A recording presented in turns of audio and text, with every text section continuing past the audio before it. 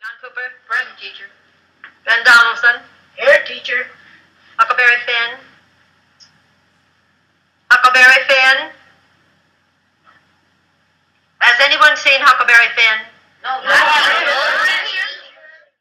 The Adventures of Huckleberry Finn is an unusual book, complex enough to please young readers and yet challenge academic critics.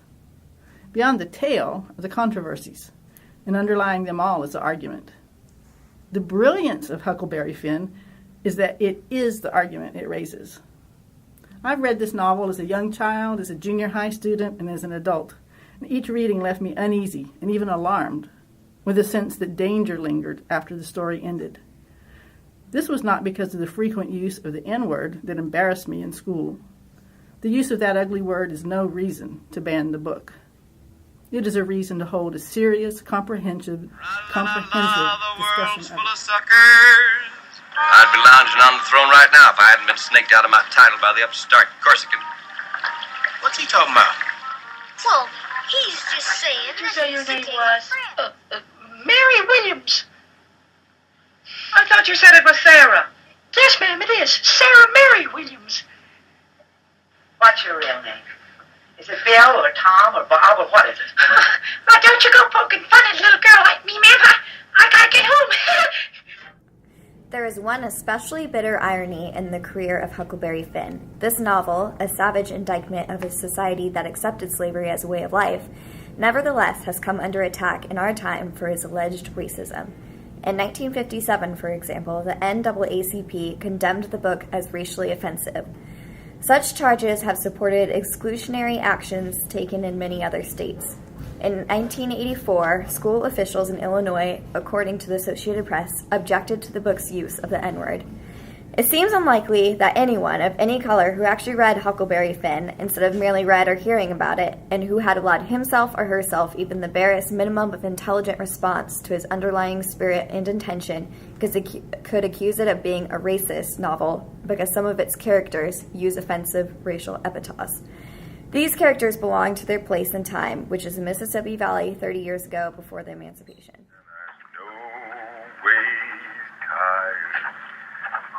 I seeking for city, hallelujah, hallelujah.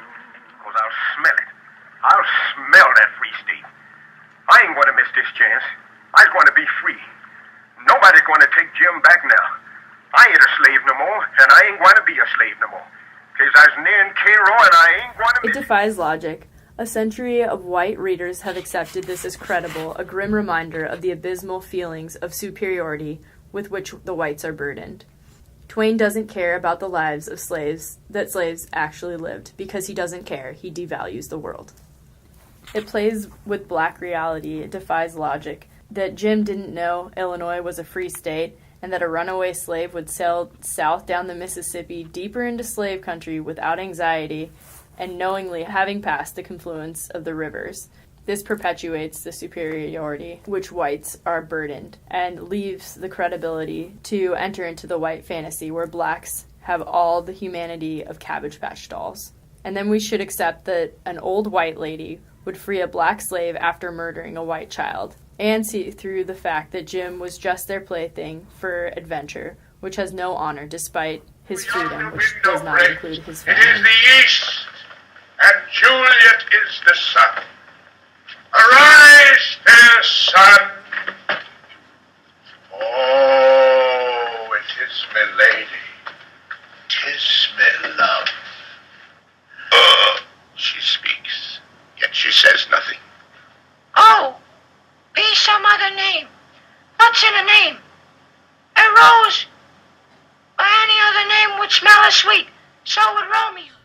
Huck Finn's a good book, but the ending of it jeopardizes the rest of the story and brings to question the purpose of Huck and Jim's journey.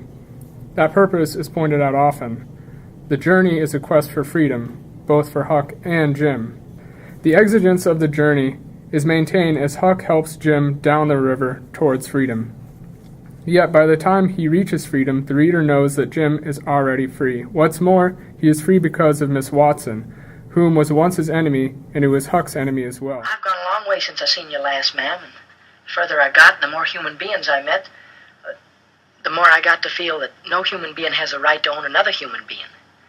Human beings make enough mess out of their own lives without messing another human beings. That's why I'm asking you to please let Jim go free.